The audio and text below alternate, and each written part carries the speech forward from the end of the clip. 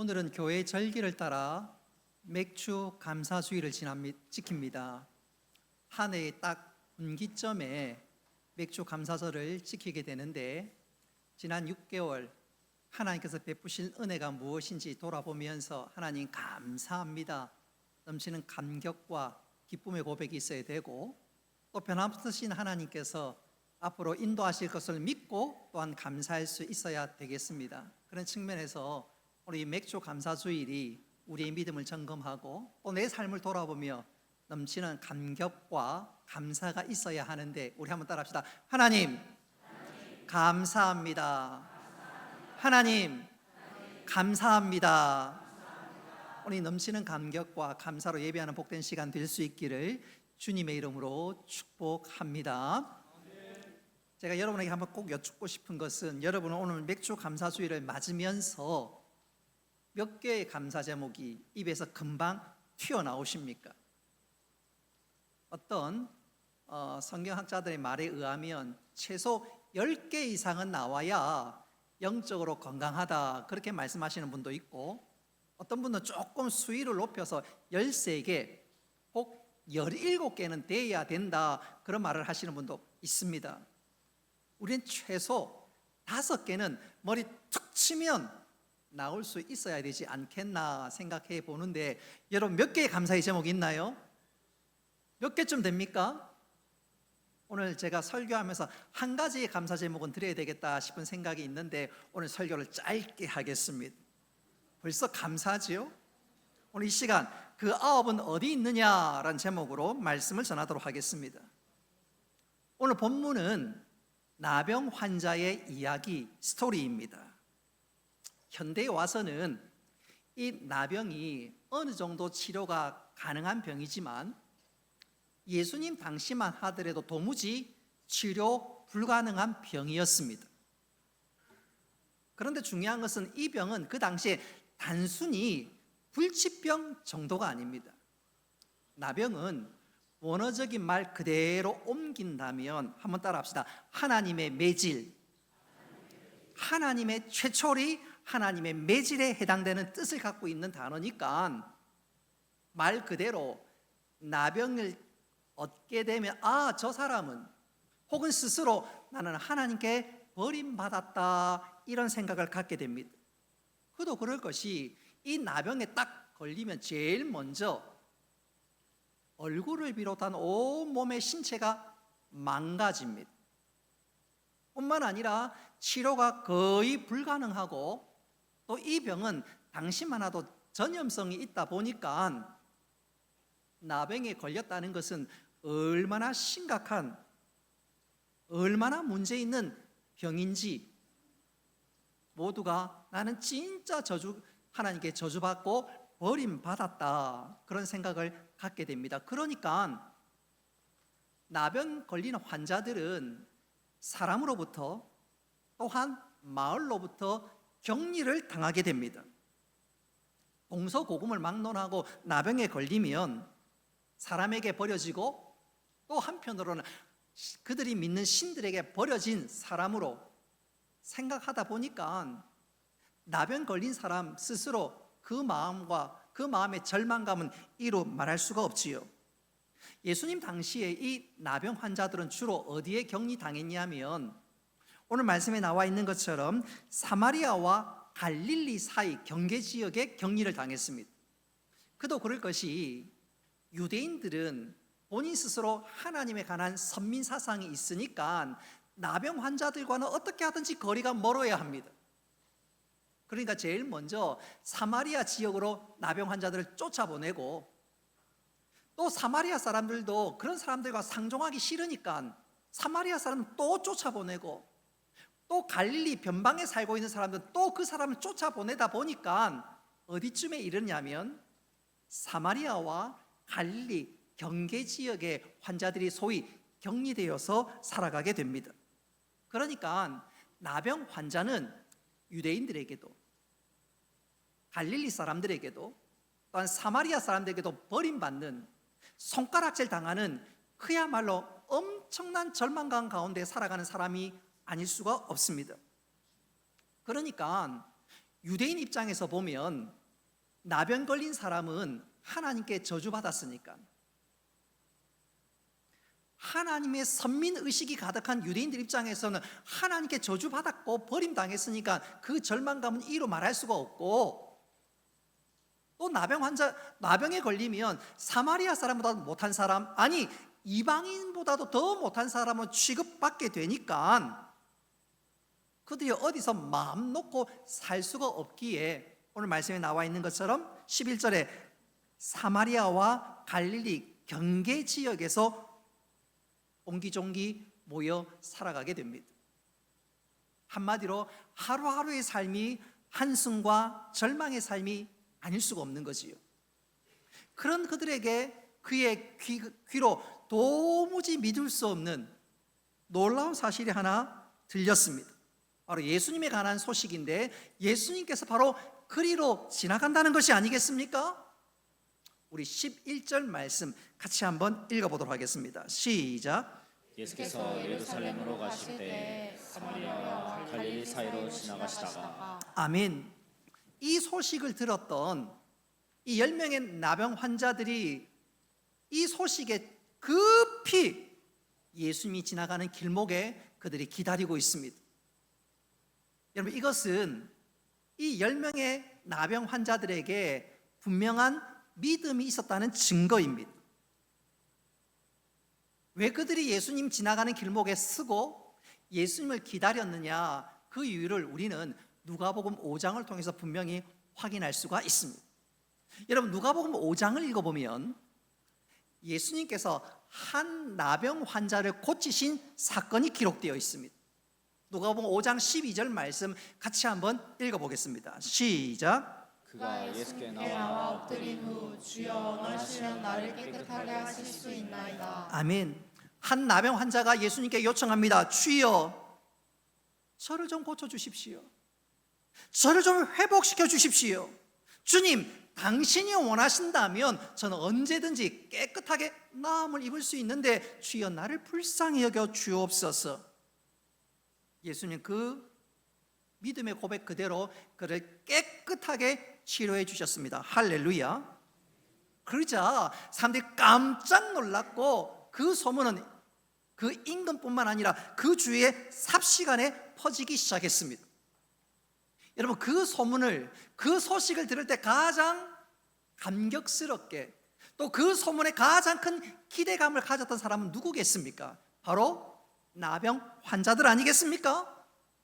그러니까 이들 마음속에는 내가 예수님만 만날 수 있다면, 내가 예수님 앞에 나가서 엎드릴 수만 있다면 주님께서 나를 고쳐주시지 않겠느냐, 마음에 그런 기대감과 소망을 갖고 있는데 어느 날 그들의 귓전에 들리는 소식은 예수님께서 그 앞을 지나간다는 얘기 아니겠어요? 얼마나 신이 났겠습니까? 그래서 쫓아 나와서 예수님 길목 앞에 섰습니다. 그런 거 보면 이들 나병 환자는 겉으로 보기에는 얼굴이 뭉그러져 있고 한눈에 봐도 얼굴을 돌릴 만한 그런 사람들이었지만 그 마음의 그 중심에는 믿음이 있었습니다. 내가 예수님을 만날 수만 있다면, 주님께서 말씀해 주시기만 한다면 나는 회복될 수 있을 거야. 그래서 주님 앞으로 나왔습니다. 그러나 그게 그들에게는 한계가 있었습니다. 왜냐하면 당시의 법에 의하면 나병 환자들은 정상인에게 50m 이내로는 접근할 수가 없습니다. 그러니까 12절과 13절에 보니까 이 사람들은 멀찍이 서서 예수님에서 크게 소리를 질렀습니다. 예수 선생님이여, 우리를 불쌍히 여겨 주시옵소서. 그들의 요청에 주님께서 다짜고짜 말씀하십니다. 우리 14절 말씀 같이 한번 읽어보겠습니다. 시작. 가서 제사장들에게 너희 몸을 보이라. 아멘. 예수님께서 이렇게 말씀하시는 분명한 이유가 있지요. 예수님 당시에는 의학이 발달되지 않았으니까 몸에 피부병이 있거나 혹은 몸에 피부에 무슨 문제가 있으면 그냥 다 통칭해서 나병이라고 얘기합니다. 혹시 또 나병이 아닐까 생각을 합니다. 그러니까 유대 정결법에 의하면 이 나병과 접촉하면 안 되니까 어떻게 하든지 의심스럽고 문제가 생기면 어떻게 하든지 격리하는데, 나병인 줄 알았으나 단순한 피부병으로 깨끗하게 나음 입은 사람은 나는 나병이 아니고 이제 나았습니다. 그런 사람들은 유대인 사회로 환원해야 되지 않겠습니까? 그런 사람의 경우에는 내가 나았다는 분명한 확증을 가지고 제사장에게 찾아갑니다. 그럼 제사장이 그것을 인정하고 나면 그 다음에 해야 될 중요한 두 가지가 있는데, 속죄제와 속건제 제사를 드리게 됩니다. 그리고 나면 그 사람은 이제 정상인으로 인정받고 유대 사회로 환원할 수가 있게 됩니다. 그러니까 예수님께서 가서 제사장들에게 너희 몸을 보이라, 이 말에는 이런 뜻이 담겨져 있는 것이죠. 얘들아, 너희들이 이제 병이 나았으니까 제사장에 가서 확인을 받거라. 자, 예수님께서 그 말씀을 들었을 때 그들이 얼마나 신이 났겠습니까? 누가복음 5장에 보면 이전에 나병 환자가 깨끗하게 나음을 받은 적이 있는데, 이번에 자기들이 그런 은혜를 입으니까 얼마나 신이 났겠습니까? 그래서 그 예수님 말씀 그대로 순종을 하는데, 길을 걸어가는 그 순간 자기 몸을 보면요, 아무런 변화가 없습니다.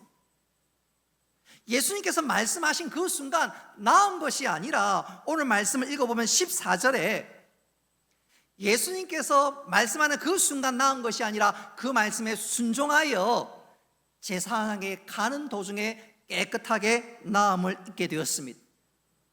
이 사실을 보건대 우리가 두 번째 발견할 수 있는 중요한 사실은, 이 10명의 문둥병 환자들은, 나병 환자들은 믿음도 있었지만, 한번 따라합시다, 순종의 사람이었습니다. 사실 예수님께서 말씀하시는 순간 회복이 되었으면 신나게 제사장에게 찾아가겠지요. 그러나 아직 몸에 회복의 조짐이 보이지도 않습니다. 그러나 주님 말씀에 순종했고, 순종하는 가운데 그들이 깨끗하게 나음을 입게 되었습니다. 자, 여기서 우리가 한 가지 발견한 중요한 교훈 중에 하나는, 순종하지 않는 사람은 하나님의 은혜를 입을 수 없다. 순종하지 않으면 하나님 은혜를 입을 수가 없다. 은혜의 문 앞에까지 갈 수는 있어도 그 은혜의 문은 열 수가 없다는 사실을 우리는 확인할 수가 있습니다. 그런 거로 한번 따라합시다. 말씀에 순종하는 사람이 됩시다. 말씀에 순종하는 사람이 됩시다. 지금 당장 눈에 보이지 않지만, 지금 당장 어떤 조짐 보이지 않지만, 하나님의 말씀은 땅에 떨어지지 않는다. 할렐루야. 이 말씀을 믿고 순종하는 우리 모두가 되기를 주님의 이름으로 축복합니다. 다시 한번 강조하거니와, 순종하지 않으면 하나님의 은혜를 입을 수가 없습니다. 대표적인 예가 마태복음 19장에 등장합니다. 여러분, 마태복음 19장에 보면 한 청년이 주님께 찾아와서 묻습니다. 마가복음 19장 16절 말씀 같이 한번 읽어보겠습니다. 시작. 선생님이여, 내가 무슨 선한 일을 하여야 영생을 얻으리이까? 아멘. 여러분, 이 청년 대단하지요? 여러분, 청년 같으면 좋은 차를 사든가 그림 같은 집을 짓고 사랑하는 연인과 행복하게 사는 것, 그것을 꿈꿀 것만 같은데,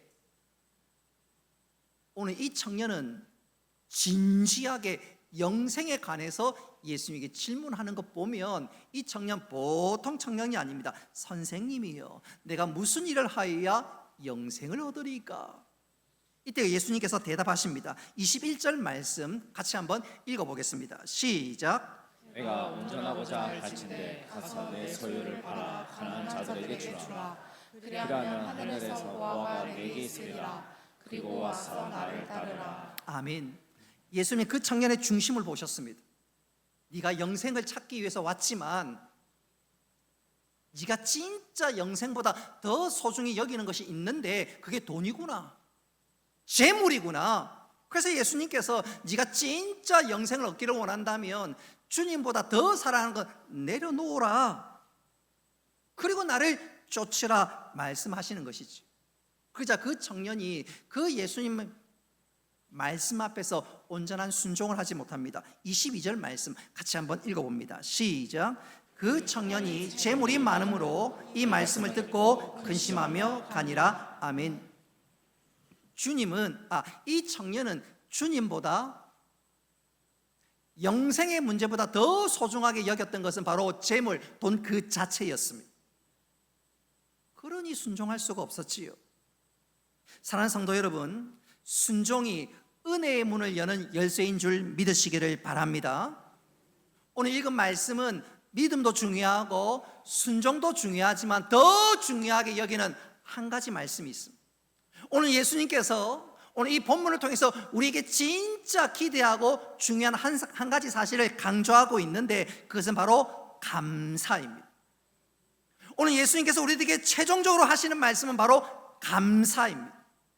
그래서 오늘 감사와 관련해서 중요한 말씀을 예수님께서 결론적으로 말씀하시는데, 자, 우리 19절 말씀 같이 한번 읽어보도록 하겠습니다. 시작. 그에게 이르시되 일어나 가라. 내 믿음이 너를 구원하느니라. 아멘. 오늘 문둥병 중에 한 사람은 감사로 말미암아 구원에 이르게 되고 감사로 말미암아 새로운 삶을 살게 되는데, 그래서 오늘 예수님께서 19절에 결론적으로 감사에 대해서 강조하고 있습니다. 오늘 이것이 바로 본문의 핵심이기도 합니다. 그런 거로 오늘 저는 오늘 이 말씀에서 예수님의 기대대로 예수님께서 강조하는 핵심 그대로 감사의 관점에서 말씀을 전하고, 또 우리는 이 말씀을 통해서 다시 한번 내가 감사의 사람이 될 뿐만 아니라 나 자신을 돌아보면서 베푸신 은혜를 기억하면서 넘치는 감사와 찬송을 올리는 우리 모두가 되기를 주님의 이름으로 축복합니다. 오늘 본문에 10명의 나병 환자들이 등장하지만 이들은 9대 1로 아주 대조적인 모습을 보여줍니다. 9명은 감사하지 않는 사람, 그러나 단 한 사람은 감사하는 사람으로 나뉘고 있습니다. 오늘 본문을 쭉 읽어보면 10명의 나병 환자들은 제사장에게 가는 동안 자신의 몸이 깨끗하게 회복되는 것을 깨닫게 되었습니다. 여러분, 그 순간 얼마나 기뻤겠습니까? 여러분, 그 순간 얼마나 마음 깊은 곳에 환희가 넘쳤겠습니까? 심각한 병에 걸렸다가 나음받지 않은 사람은, 죽을 병에 걸렸다가 나음받지 않은 사람은 도무지 깨달을 수 없는 기쁨과 이해할 수 없는 감격 그 자체입니다. 여러분, 이 나병 환자가 내 몸이 깨끗하게 나음을 입었다는 사실을 깨달았을 때 아마 우리가 좀 상상력을 동원한다면 깡충깡충 뛰었을 거예요. 서로 얼싸안으면서 기뻐하고 아마 춤을 췄을 것입니다. 어쩌면 소리도 질렀겠죠. 이야, 내가 나음을 입었다. 내가 나음을 입었어. 월드컵에서 선수가 역전골 넣고 그라운드를 뛰는 것과 비교할 수 없을 만큼의 감격과 기쁨이 있지 않겠습니까? 절대 불가능, 절대 절망에서 소망과 희망을 발견하게 되었으니까 그 감격, 그 기쁨, 이런 말 할 수 없겠지요. 아마 10명의 나병 환자들은 건강을 찾은 정도가 아니라 생명을 다시 얻었다 해도 과언이 아닙니다. 그야말로 다시 산 거지요. 나는 죽은 줄 알았는데, 나는 끝난 줄 알았는데 이제 내 삶이 새롭게 활짝 열렸으니까 다시 산 것과 마찬가지 아니겠습니까? 사랑하는 가족을 볼 수 있고, 나는 한 사회의 이제 구성원이 될 수 있으니까, 절망에서 소망으로 바뀌었으니까 아마 그들의 입장에는 세상이 달라도 엄청나게 달라 보였을 것입니다. 바로 이 상황 속에서 이 10명의 나병 환자들 사이에 중요한 절대적인 차이, 바로 그것이 나타나기 시작했습니다. 자, 지금까지 10명의 나병 환자들은 모든 것을 함께 했습니다. 함께 먹고, 함께 자고, 함께 기거하고 행동하고 모든 것을 함께 했습니다. 그러나 그들이 깨끗하게 나음을 입고 난 다음에는 그들은 완전히 달랐습니다. 극심한 차이, 극심한 대조를 이루었습니다. 9명은 제사장에게 갔고 제사장에게 완치 판결을 받은 이후에는 각자의 길로 아마 돌아갔다 충분히 상상할 수 있겠지요. 그러나 오늘 오직 한 사람 15절에 보면 그는 사마리아인이라고 하는데 그가 깨끗하게 치료받고 나음을 입고 나자 큰 소리로 하나님께 영광을 돌리면서 주님께 나왔습니다. 엎드려 절하는데 나를 고쳐주신 분, 나를 새롭게 해주신 주님 감사합니다. 넘치는 감격을 가지고 주님께 감사를 올려드렸습니다. 예수님께서 그 한 사람을 보고 물으십니다. 우리 17절 말씀 같이 한번 읽어보겠습니다. 시작. 10사람이 다 깨끗함을 받지 아니하였느냐? 그 9은 어디 있느냐? 아멘. 여러분, 예수님의 질문 그대로 깨끗함을 입은 9명, 왜 그들은 깨끗하게 나음을 입고도 주님 앞에 나와 이 사람처럼 감사하지 못했을까요? 우리가 100번 양보해서 예수님께서 말씀하신 그대로 제사장에 가는 것이, 제사장에게 먼저 가는 것이 우선이라고 칩시다. 그리고 제사장에게 나음을 받았다고 판정받으면, 인정받으면 그 다음에는 주님께 나와서 감사합니다 해야 되지 않겠습니까? 그런데 그런 사실이 없어요. 어쩌면 이 9명이 내가 나병 환자였다는 사실을 감추고 싶었기 때문일까요? 어쩌면 집에 진짜 빨리 가고 싶어서 그랬을까요? 여러분의 생각에는 어떻습니까? 오늘은 예수님은 바로 그 9명에 대해서 물으시는 거예요. 이 한 사람에게 물으십니다. 그 9은 어디에 있느냐? 이것은 예수님께서 섭섭해서 하시는 질문이 아닙니다. 여러분, 이 질문은 더 깊은 영적인 자리로 우리를 인도하고 예수님께서 원하시고 예수님께서 강조하시는 한 말씀을 우리에게 던져줍니다. 한번 따라합시다. 감사는 구원을 이룬다. 감사는 구원을 완성한다. 우리 19절 말씀, 19절이 바로 그것을 말씀합니다. 우리 같이 한번 19절 말씀 읽어봅니다. 시작. 그에게 이르시되 일어나 가라. 내 믿음이 너를 구원하였느니라. 아멘. 여러분, 이 19절 말씀, 주님 말씀이 왜 중요할까요? 똑같이 나음을 입은 9명, 그들은 육체적인 질병은 고침을 받았지만 이 19절 말씀에 보니까 영혼 구원은 받지 못했습니다. 비록 그들이 믿음으로 병 고침을 받았을지는 몰라도 근데 그 믿음은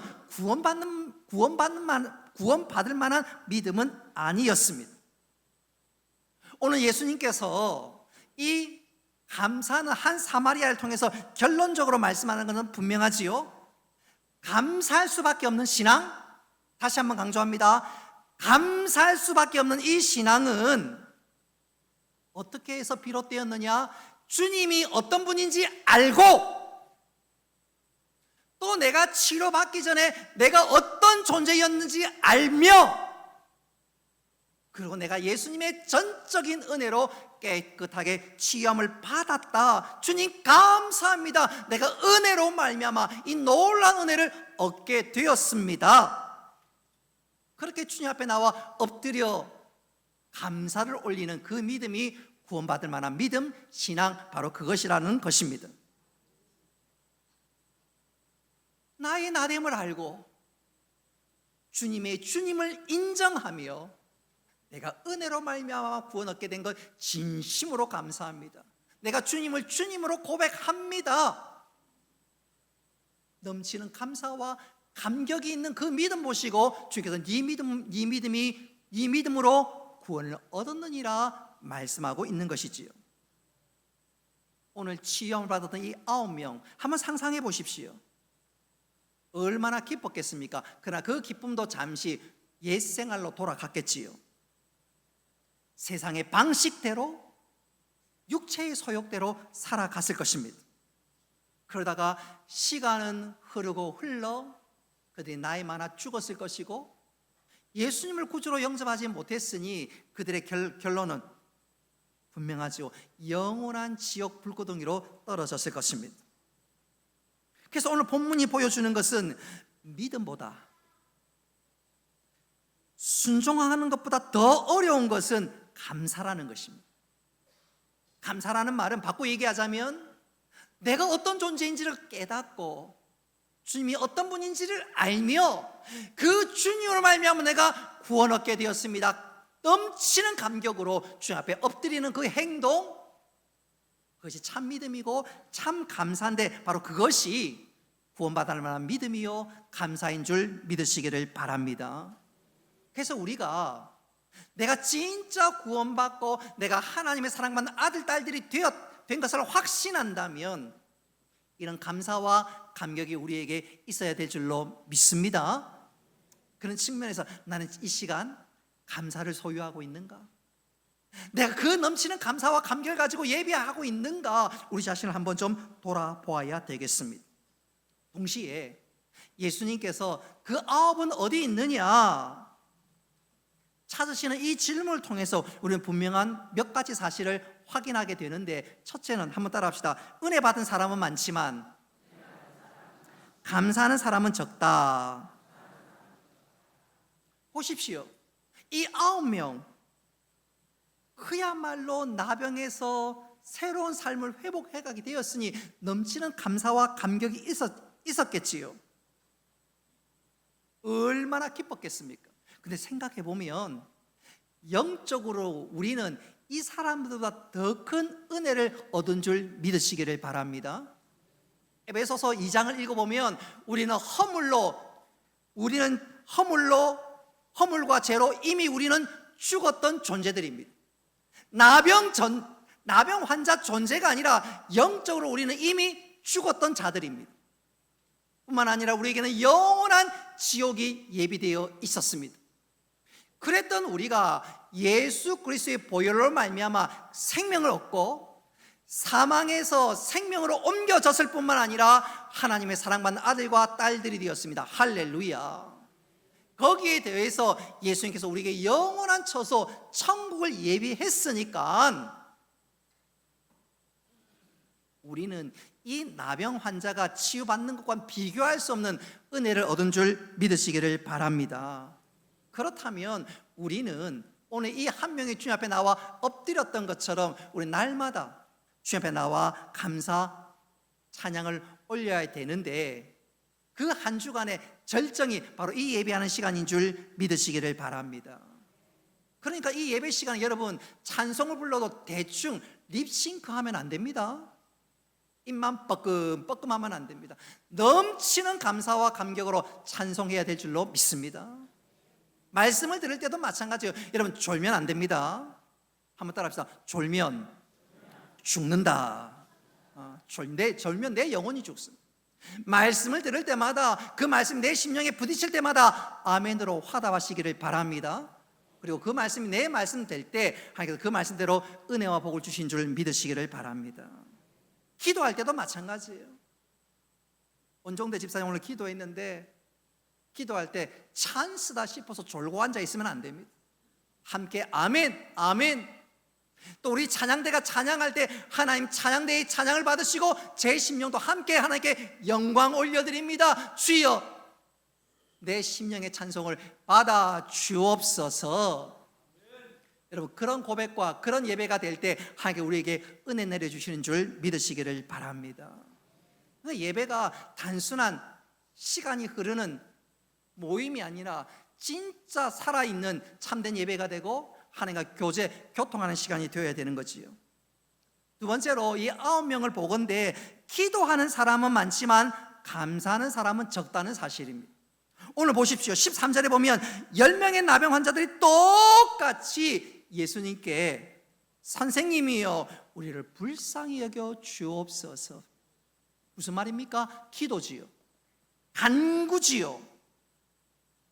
근데 기도에 응답받고 돌아와 감사하는 사람은 한 사람밖에 없습니다. 제가 목사 안수 받고 난 이후에 몇몇 교회를 섬기는 과정 속에서 제가 한 번도 그런 사람을 본 적이 없어요. 대입 수능을 앞두고는 자녀 대입 수능을 앞두고 밤을 새워서 기도한 사람은 본 적은 있지만 대입 수능 합격하고 난 다음에 밤을 새워서 감사한 사람 한 번도 본 적이 없습니다. 내 자녀의 취업과 결혼을 위해서 밤새 기도하는 사람을 본 적이 있습니다. 심지어 작정 기도하면서 기도하는 사람 본 적이 있습니다. 그러나 작정하면서 감사하는 사람 본 적이 없어요. 하고 얘기하자면 기도하는 사람은 많지만 감사하는 사람은 적다 그 말이죠. 여러분, 오늘 이 말씀이 우리에게 도전이 되어서 기도하는 만큼 감사한 사람 될 수 있기를 주님의 이름으로 축복합니다. 또 이 명을 보건대 순종하는 사람은 있지만 감사하는 사람은 적어요. 조금 더 실제적으로 적용해 본다면 내가 직분 받고, 내가 서리 집사 받고 안수 집사 받고 권사 받고 장로 받고 그 직분 받아서 그 직분대로 순종하지만 진짜 내 마음 깊은 곳에서 끌어넘치는 감격으로 감사하는 사람은 오늘 말씀 보기에 적다는 거죠. 사람을 의식하고 내가 누구니까, 내가 이런 직분이니까, 그게 아니라 진짜 감사하는 마음으로 헌신하고 봉사할 때 하나님 기쁘게 받으시고 그 위에 은혜 내려주신 줄 믿으시기를 바랍니다. 오늘 이 사마리안 보십시오. 그야말로 나병 환자지요, 사마리아인이지요. 그랬던 그가 주님 앞에 감사하는 거 보십시오. 우리에게 큰 도전을 주고 있지 않습니까? 여러분, 내가 이런 직분이기 때문에, 내가 구역장이기 때문에 내가 구역 더 섬겨야 되겠다. 예, 물론 맞습니다. 그러나 그 이전에 하나님께 베푸신 은혜 때문에 감사, 감격, 찬송 올릴 수 있는 우리 모두가 되기를 주님의 이름으로 축복합니다. 이제 말씀을 맺도록 하겠습니다. 저는 우리 교회 온 성도들이 감사의 사람이 되기를 주님의 이름으로 축복합니다. 모든 일에 대해서, 그리고 항상 날마다 감사하는 사람이 될 수 있기를 바랍니다. 오늘 감사하는 사람에게 하나님께서 은혜를 베푸십니다. 그리고 감사하는 사람을 통해서 당신의 믿음의 역사를 일어나기를 기뻐하십니다. 오늘 맥주 감사주일을 맞는데 또 한 번의 절기가 아니라 주님, 지난 시간과 내 모든 삶들을 되돌아보건대 모든 것이 하나님의 은혜였습니다. 그리고 앞으로 내 살아갈 모든 삶 역시 하나님께서 은혜로 인도해 주실 줄로 믿습니다. 오늘 시간 그 주님을 다시 한번 바라보고 그 은혜가 우리 심령 깊이 사무쳐서 세상 사람들이 도무지 알 수 없는 이 넘치는 감격과 감사를 가지고 하나님 앞에 참된 제사를 올릴 뿐만 아니라 이 감사의 마음으로 믿음의 삶을 살아가는 우리 모두가 되시기를 주님의 이름으로 축복합니다.